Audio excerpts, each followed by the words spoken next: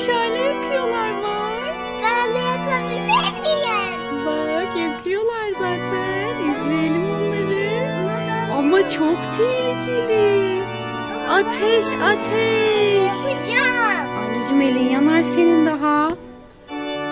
Arkadaşlar tam yatmaya hazırlanmıştık. Bir baktık her yer kıpkırmızı. Evet, biri şampiyon olmuş. Onu kutluyorlar aşağıda.